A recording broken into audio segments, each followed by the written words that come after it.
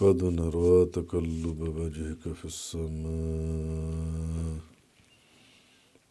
فلنولينك قبلة ترضاها فول وجهك شطر المسجد الحرام.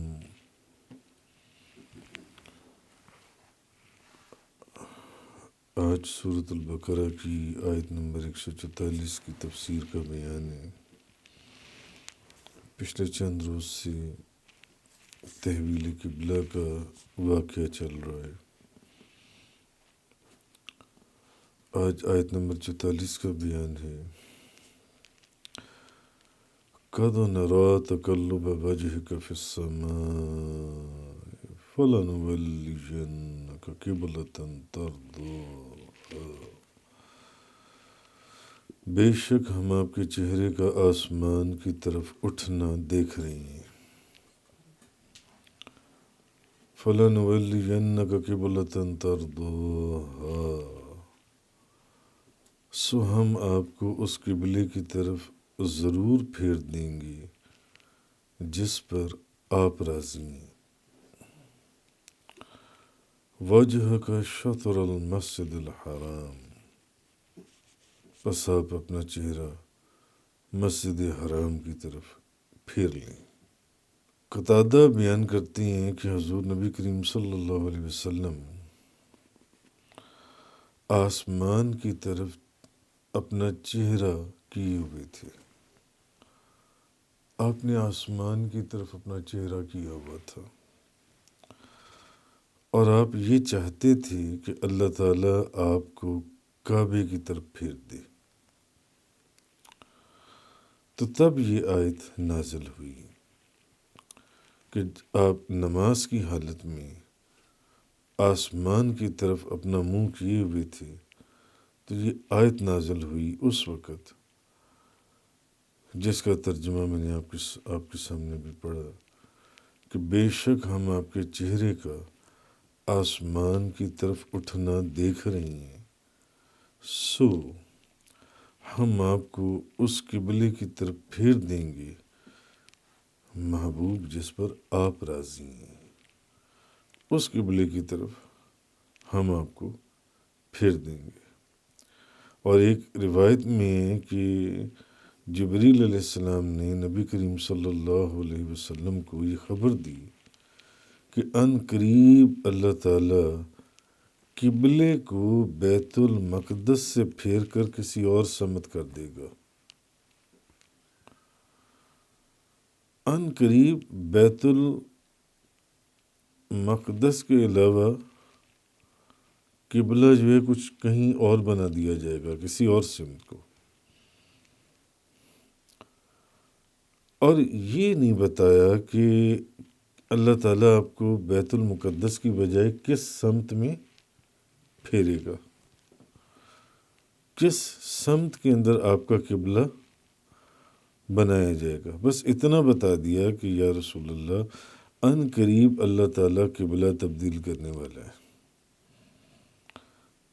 تو اب نبی کریم صلی اللہ علیہ وسلم کی خواہش یہ تھی، حضور کو سب سے زیادہ محبوب یہ تھا کعبے کو قبلہ بنا دیا جائے۔ اس لیے نبی پاک صلی اللہ علیہ وسلم اپنے چہرے کو آسمان کی طرف کیے وحی کے نازل ہونے کا انتظار فرما رہے تھے۔ نبی پاک صلی اللہ علیہ وسلم اپنا چہرہ آسمان کی طرف اس کا رخ کیے وحی کے نازل ہونے کا انتظار فرما رہے تھے، تو تب یہ آیت نازل ہوئی قد نرى تقلب وجهك في السماء فلنولينك قبلة ترضاها فول وجهك شطر المسجد الحرام، کہ بے شک ہم آپ کے چہرے کا آسمان کی طرف اٹھنا دیکھ رہے ہیں، سو ہم آپ کو اس قبلے کی طرف ضرور پھیر دیں گے جس پر آپ راضی ہیں، بس آپ اپنا چہرہ مسجد حرام کی طرف جن سے وہ پھیر لیں۔ اچھا، اب جب یہ آیت نازل ہوئی تو اس وقت حضور نبی کریم صلی اللہ علیہ وسلم مسجد بنی سلمہ میں ظہر کی نماز ادا کر رہے تھے اور 2 رکعتیں گزر چکی ہوئی تھیں 2 رکعتیں گزر چکی ہوئی تھیں اور مسجد بنی سلمہ میں ظہر کی نماز پڑھ رہے تھے جب حضور نبی کریم صلی اللہ علیہ وسلم نے بیت المقدس سے اپنے چہرے کو پھیر کر تو بیت اللہ کعبے کی طرف اپنا منہ کر لیا تو صحابہ کرام نے بھی نبی کریم صلی اللہ علیہ وسلم کی پیروی میں آپ کی اتباع میں اپنے چہروں کو بیت المقدس کی طرف سے پھیر کر بیت اللہ شریف کی طرف کر لیا کعبہ شریف کی طرف کر لیا اور مدینہ منورہ کی دوسری مسجدوں میں جہاں جہاں جو بھی جماعت ہو رہی تھی یا نماز ہو رہی تھی سب نے اپنے چہروں کو حکم سنتے ساتھ ہی جیسے کہ پچھلے بیان میں یہ ذکر ہوا کہ ایک صحابی جو حضور کے ساتھ نماز پڑھ کے نکلے تو آگے ایک جگہ عصر کی نماز ہو رہی تھی انہوں نے جب ان کو نماز پڑھتے ہوئے دیکھا تو انہوں نے کہا کہ میں گواہی دیتا ہوں کہ میں نے نبی کریم صلی اللہ علیہ وسلم کو بیت المقدس کی بجائے بیت اللہ کی طرف منہ کر کے نماز پڑھتے ہوئے دیکھا ہے اس وقت وہ لوگ رکوع میں تھے اور وہ رکوع کی حالت میں فوراً انہوں نے بیت المقدس سے اپنا رخ بیت اللہ شریف کی طرف کر لیا بیت اللہ کی طرف کر لیا جی تو جہاں جہاں صحابہ کرام نے اپنے رخ پھیر لیے اور دنیا کو تسلیم و رضا کا ایک کمال مثال صحابہ کرام نے دکھا دی اور اصل میں صحابہ کرام کی ترقی کا راز ہی یہ تھا کہ بس جو ان کے ہادی اور پیشوا ان کے محبوب کی زبان مبارک سے جو نکلا یا جو انہوں نے عمل کیا بس بے چون و چرا بغیر کسی اعتراض کے اس کے اوپر عمل کر ڈالا تو اس طریقے سے اپنے چہرے کو نبی پاک صلی اللہ علیہ وسلم اب ایک وجہ یہ بھی تھی کہ حضور نبی کریم صلی اللہ علیہ وسلم کیونکہ یہودی حضور کے غلاموں کو صحابہ کرام کو تانا دیتے تھے کہ اور چیزوں میں تو ہماری مخالفت کرتی ہو مگر قبلہ ہمارا استعمال کرتی ہو حالانکہ قبلہ تو خدا کی مرضی ہے وہ جس کو مرضی بھلے مشرق کو قبلہ بنا دے بھلے مغرب کو قبلہ بنا دے یہ تو اس کی مرضی کے اوپر ہے ساری چیزیں سی ہے وَحَيْثُ مَا كُنْتُمْ فَوَلُّوا وُجُوهَكُمْ شَطْرَهُ اور اے مسلمانوں تم جہاں کہیں بھی ہو اپنا چہرہ اسی کی طرف پھیر لو اسی کی طرف جہاں کہیں پہ بھی ہو جی فَوَلِّ وَجْهَكَ شَطْرَ الْمَسْجِدِ الْحَرَامِ وَحَيْثُ مَا كُنْتُمْ فَوَلُّوا وُجُوهَكُمْ شَطْرَهُ تو بس آپ اپنا چہرہ مسجد حرام کی طرف پھیر لیں اور اے مسلمانوں تم جہاں کہیں بھی ہو اپنے چہرے کو اسی کی طرف پھیر لو اب اس آیت میں اللہ تعالیٰ نے تمام مسلمانوں پر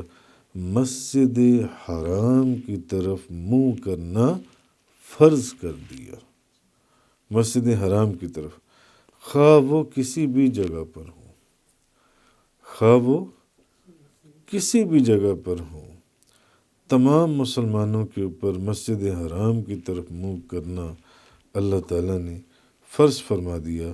اگر کوئی شخص بیت المقدس میں بھی ہو تو اس پر بیت اللہ کی طرف منہ کرنا فرض ہے تب بھی وہ بیت اللہ کی طرف منہ کرے گا جو ان سے ہے اور نماز اس طریقے سے پڑھے گا وَإِنَّ الَّذِينَ أُوتُوا الْكِتَابَ لَيَعْلَمُونَ أَنَّهُ الْحَقُّ مِنْ رَبِّهِمْ وَمَا اللَّهُ بِغَافِلٍ عَمَّا يَعْمَلُونَ اور بے شک اہل کتاب کو علم ہے کہ یہ حکم ان کے رب کی طرف سے حق ہے اور جو کچھ یہ کر رہے ہیں اللہ اس سے غافل نہیں ہے اہل کتاب جو ہیں اہل کتاب کو یہ علم ہے کہ یہ حکم ان کے رب کی طرف سے حق ہے ایسا نہیں ہے کہ ان کے علم میں نہیں ہے کہ یہ حکم اللہ کی طرف سے نہیں ہے، نہیں، ان کے علم میں ہے کہ یہ حکم اللہ کی طرف سے ہے۔ ہاں، وہ جان بوجھ کر یہ غلط حرکتیں جو ان سی ہیں وہ کرتی ہیں۔ یعنی یہود اور نصارہ جو ہیں اہل کتاب، ان کو یہ علم ہے کہ تحویل قبلہ کا یہ جو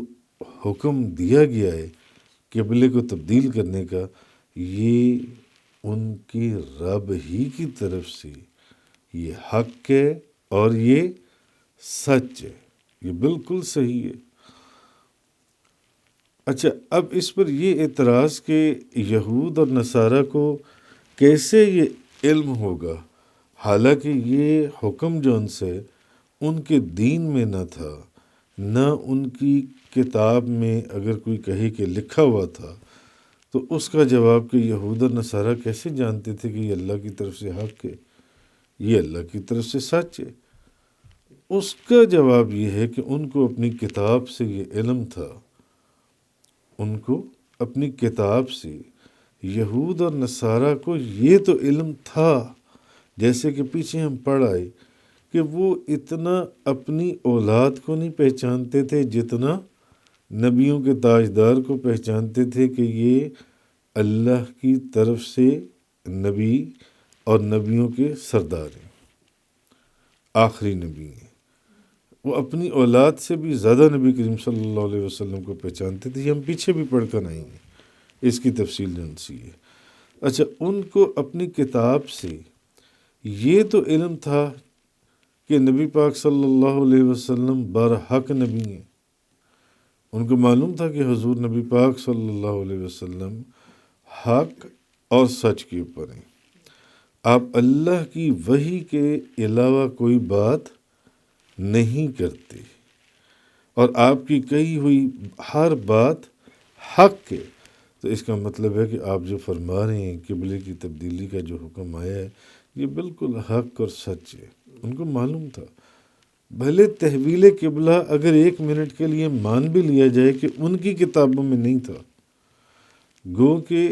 ان کی کتابوں میں بھی روایات کے اندر ہے کہ تحویل قبلہ کا ذکر موجود تھا، جیسے نبی کریم صلی اللہ علیہ وسلم آخری نبی کی بے شمار نشانیاں ان کی کتابوں میں موجود تھیں، اسی طرح قبلے کی تبدیلی کا حکم بھی ان کی کتابوں میں کہ قبلہ تبدیل کیا جائے گا، اس کا ذکر بھی ان کی کتابوں کے اندر موجود تھا۔ اور دوسری جو اصل بات یہ ہے، جو دلیل ہے کہ وہ ان کی کتابوں میں حضور نبی کریم صلی اللہ علیہ وسلم کی جو نشانیاں تھیں، ان نشانیوں سے وہ حضور نبی کریم صلی اللہ علیہ وسلم کو پہچانتے تھے کہ آپ حق اور سچ کے اوپر ہیں، اور آپ اپنی زبان سے وہی بات نکالتے ہیں جو اللہ کی وحی ہے، ایسے کوئی بات نہیں نکالتے جو ان سے ہیں، تو آپ کی ہر کہی ہوئی بات جو ہے حق ہے۔ اچھا، دوسرا یہ ہے کہ ان کو اپنے دین سے بھی، کیونکہ وہ بھی اہل کتاب تھے، ان کو یہ بات معلوم تھی کہ ناسخ اور منسوخ کے احکامات چلتے ہیں، ناسخ اور منسوخ کے احکامات جو ہیں وہ چلتے ہیں، اس لیے ان کو یہ علم تھا کہ یہ حکم بھی منسوخ ہو سکتا ہے، اس لیے قبلے کی تبدیلی کے اوپر ان کے اعتراض کا کوئی جواز بنتا نہیں تھا کہ قبلہ کیوں تبدیل ہوا، کیونکہ وہ خود اہل کتاب تھے اور وہ جانتے تھے کہ بعض احکامات بعد میں منسوخ کر دیے جاتے ہیں، پہلے جو جن کا حکم دیا جاتا ہے۔ اچھا، تیسری وجہ یہ بھی تھی کہ ان کو اپنی کتاب سے، اپنی کتابوں سے اس بات کا بھی علم تھا کہ کعبہ جو ہے یہ حضرت ابراہیم علیہ السلام کا قبلہ تھا۔ کعبۃ اللہ کس کا قبلہ تھا؟ حضرت ابراہیم علیہ السلام کا۔ ان کو معلوم تھا کہ یہ ابراہیم علیہ السلام کا قبلہ تھا، اور یہی اللہ کا سب سے پہلا گھر ہے، یہی اللہ کا سب سے پہلا گھر ہے، اور نبی کریم صلی اللہ علیہ وسلم کو ملت ابراہیمی کی پیروی کا حکم دیا گیا تھا، اس لیے بھی ان کا کوئی جواز نہیں تھا ان کے پاس کہ وہ اس بات کے اوپر کوئی اعتراض کریں کہ قبلہ جو ہے بیت المقدس کی بجائے بیت اللہ شریف جو ان سے یہ کیوں بنایا گیا، اس کو کیوں کیا گیا جو ان سے۔ اچھا، چوتھی ایک اس میں مثال اور ہے، اور وہ یہ کہ اس کے علاوہ معجزات اور جو بے شمار اور جو دلائل تھے جو نبی کریم صلی اللہ علیہ وسلم کی، جن معجزات اور دلائل کی روشنی میں حضور کی نبوت ثابت ہو چکی ہوئی تھی، حضور کی نبوت ثابت ہو چکی ہوئی تھی، اس لیے ان کو اس چیز کا علم تھا کہ جس جانب کو آپ نے قبلہ قرار دیا وہی قبلہ ہے، کیونکہ وہ نبی کریم صلی اللہ علیہ وسلم کی ذات میں ایسے دلائل اور معجزات دیکھ چکے ہوئے تھے۔ اور میں نے آپ سے ذکر کیا کہ پہلے ہم پیچھے قرآن پاک کی تفسیر میں پڑھ آئے ہیں کہ اتنا وہ اپنی اولاد کو یقین سے نہیں کہہ سکتے تھے کہ یہ ہماری اولاد ہے، اپنی اولاد کو نہیں پہچانتے تھے جتنا وہ نبی کریم صلی اللہ علیہ وسلم کی نبوت کو پہچانتے تھے،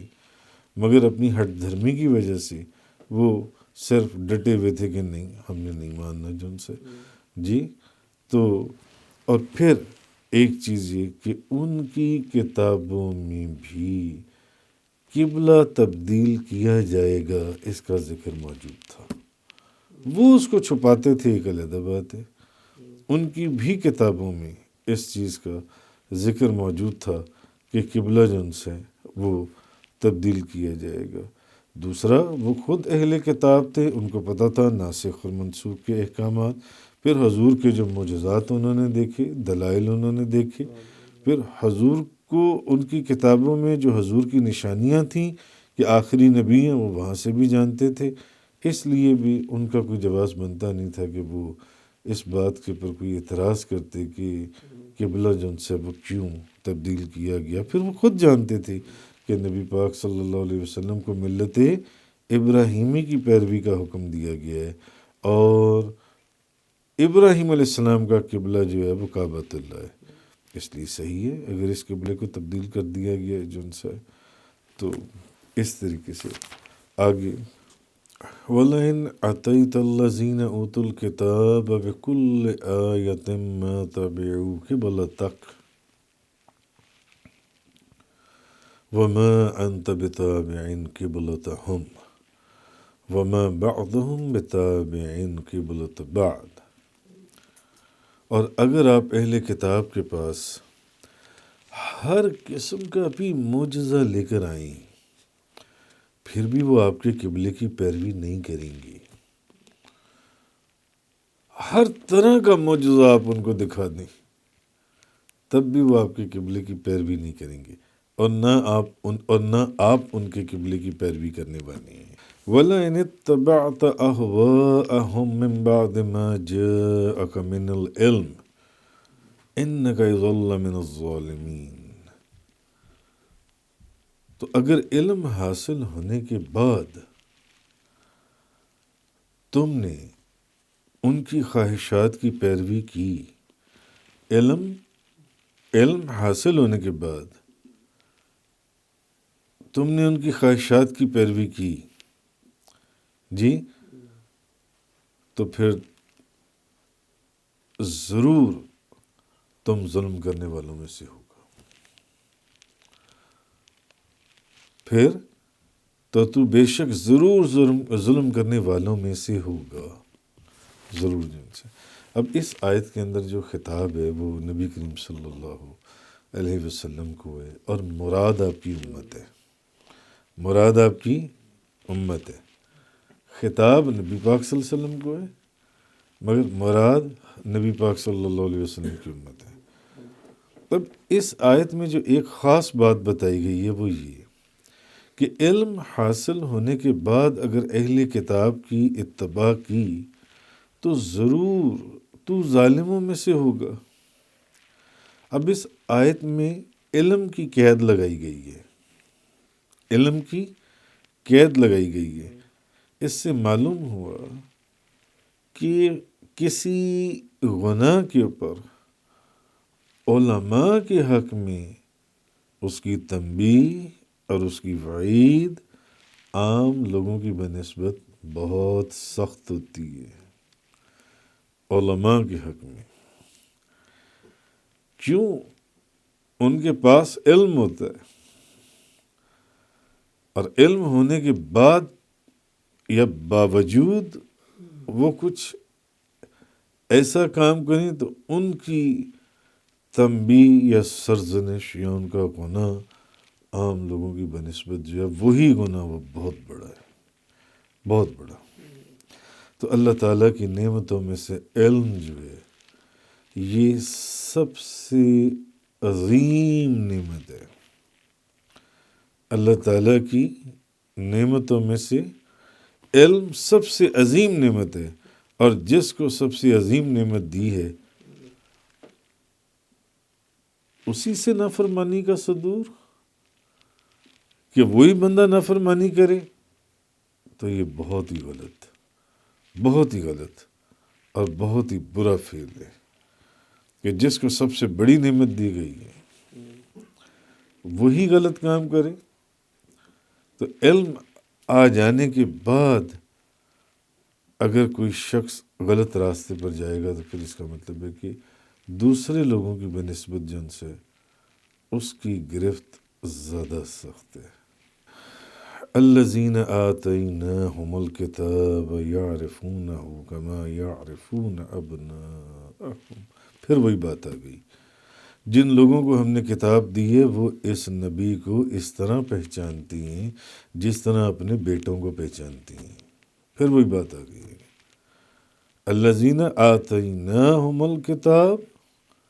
جن لوگوں کو ہم نے کتاب دی، یعرفونہ کما یعرفون ابناءہم، وہ اس نبی کو ایسے پہچانتی ہیں جس طرح اپنے بیٹوں کو پہچانتی ہیں. وَإِنَّ فَرِيقًا مِّنْهُمْ لَيَكْتُمُونَ الْحَقَّ وَهُمْ يَعْلَمُونَ، اور ان میں سے ایک فریق یقیناً جان بوجھ کر سچ کو چھپاتا ہے، جان بوجھ کر حق کو چھپاتا ہے. ان میں سے ایک فریق جن سے جی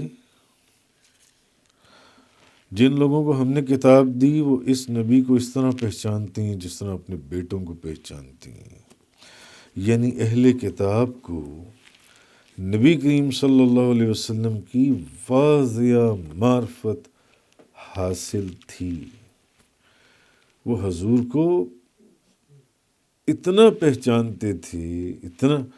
ہٹ دھرمی تھی یا حسد تھا یا جن چیزوں کو بھی فوکس کرتے ہوئے وہ انکار کرتے تھے، مگر وہ حضور کو ان کو حضور کی معرفت ان کے اوپر اس قدر واضح ہو چکی ہوئی تھی کہ آپ کی معرفت میں ان کو کوئی شک نہ تھا، اور آپ کی دی ہوئی خبروں کے صادق ہونے میں کوئی تردد. جی تو ان کو اس بات کا یقین تھا کہ جو آپ کی صفات لکھی گئی ہیں وہ تمام کی تمام ویسے کی ویسی صفات ہیں. جی جس رسول کا ذکر وہ اپنے پاس تورات اور انجیل میں لکھا ہوا پاتے تھے. تو نبی کریم صلی اللہ علیہ وسلم کی طرف اس بات کا جو اشارہ ہے اس کی تائید اس حدیث پاک سے ہوتی ہے کہ حضرت عمر رضی اللہ تعالیٰ عنہ نے حضرت عبداللہ بن سلام سے ایک سوال کیا. انہوں نے کہا کہ اللہ تعالیٰ نے اپنے نبی صلی اللہ علیہ وسلم پر یہ آیت نازل کی ہے. کس نے سوال کیا؟ حضرت عمر نے. کس سے سوال کیا؟ عبداللہ بن سلام سے، کہ نبی پاک صلی اللہ علیہ وسلم پر یہ آیت نازل ہوئی، الذین آتیناہم الکتاب یعرفون. تو یہ معرفت کیسی ہے جس کا ذکر اللہ نے کتاب میں کیا؟ حضرت عمر نے حضرت عبداللہ بن سلام سے سوال کیا،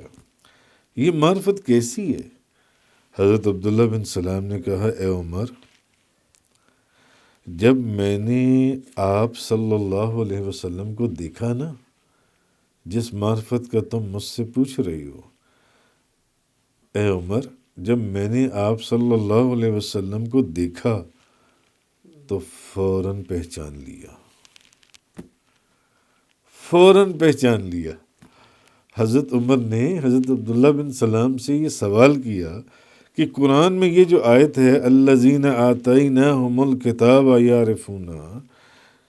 کہ یہ معرفت جو جس معرفت پہچاننے کا ذکر ہوا ہے کہ اہل کتاب پہچانتے ہیں آپ کو، یہ معرفت کیسی ہے؟ بھئی وہ تو یہودی عالم تھے نا، یہودیوں کے بہت بڑے عالم تھے۔ تو حضرت عمر فاروق نے ان سے پوچھا بتاؤ تو صحیح کہ یہ اللہ نے تم لوگوں کے متعلق جس معرفت کا ذکر کی ہے، اس معرفت، اس پہچاننے کا کیا معاملہ ہے، اس کا کیا مطلب ہے، یا اس کی کیا حقیقت ہے؟ تو حضرت عبداللہ بن سلام نے کہا عمر کہ میں نے جب آپ صلی اللہ علیہ وسلم کو دیکھا میں نے فوراً پہچان لیا، اتنی معرفت تھی ان کو نبی کریم صلی اللہ علیہ وسلم کی، میں نے فوراً پہچان لیا جیسے میں اپنے بیٹے کو پہچانتا ہوں، جیسے میں اپنے بیٹے کو پہچانتا ہوں۔ اور میں حضور نبی کریم صلی اللہ علیہ وسلم کو، حضرت عبداللہ بن سلام نے کیا کہا،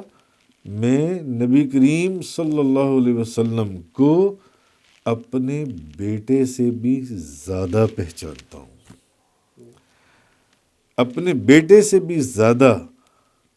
میں حضرت محمد صلی اللہ علیہ وسلم کو پہچانتا ہوں،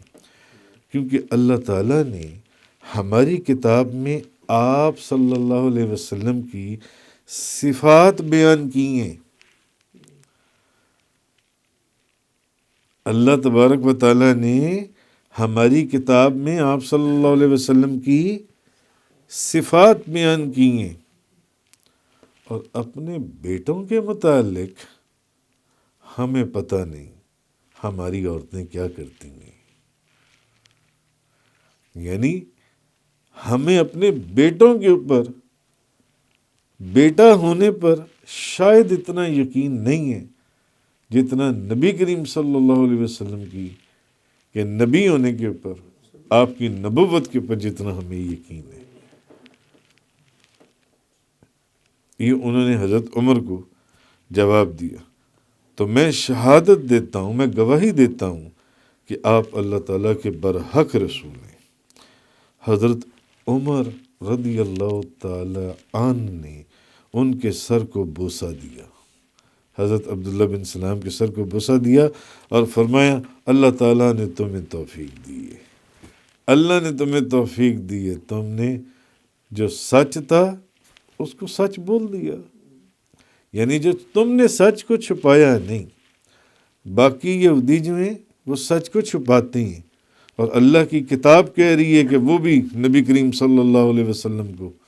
اپنے بیٹوں سے بھی زیادہ پہچانتے ہیں۔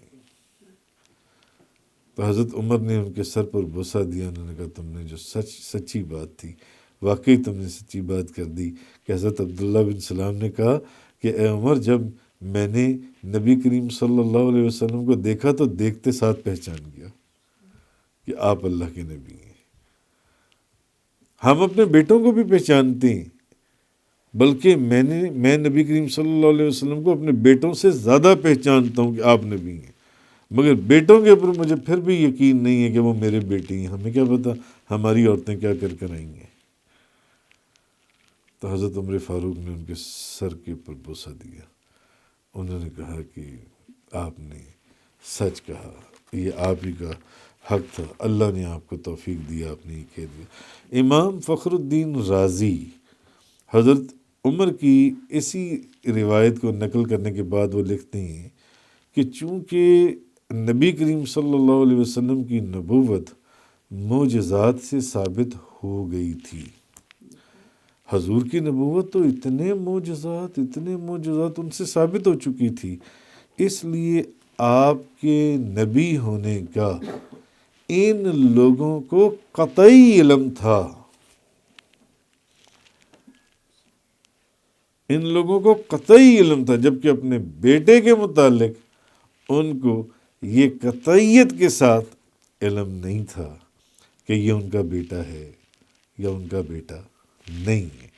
اس لیے آپ کی معرفت بیٹوں کی معرفت سے زیادہ قوی اور حاوی تھی۔ کیسی کمال بات، کیسی کمال بات، عجیب و غریب۔ امام طبرانی آپ فرماتے ہیں حضرت سلمان فارسی رضی اللہ تعالیٰ عنہ بیان کرتے ہیں کہ میں دین کو تلاش کرنے کے لیے نکلا تو مجھے اہل کتاب کے باقی لوگوں میں سے چند راہب ملے، پادری، چند راہب ملے۔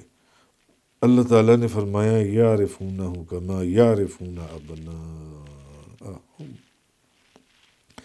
وہ کہتے تھے کہ یہ وہ زمانہ ہے جس میں ان قریب سرزمین عرب سے ایک نبی ظاہر ہوگا۔ حضرت سلمان فارسی کہ ان قریب یہ وہ زمانہ ہے کہ عرب سے ایک نبی ظاہر ہوگا، اور اس کی ایک بڑی خاص نشانی یہ ہے کہ ان میں سے ایک یہ ہے کہ اس کے کندھوں کے درمیان میں تلوں کے گول مجموعے کی شکل میں مہر نبوت ہوگی، مہر نبوت ہوگی۔ میں عرب میں پہنچا، اس وقت نبی پاک صلی اللہ علیہ وسلم کا ظہور ہو چکا تھا۔ حضرت سلمان فارسی فرماتے ہیں میں نے ان تمام علامات کو دیکھا جو ان راہبوں نے مجھے راستے میں بتائی تھی۔ وہ پہچانتے تھے، وہ جانتے تھے، اتنی نشانیاں ان کی کتابوں میں نبی کریم صلی اللہ علیہ وسلم کی بیان ہوئی تھی۔ تو میں ان تمام علامات کو دیکھا اور مہر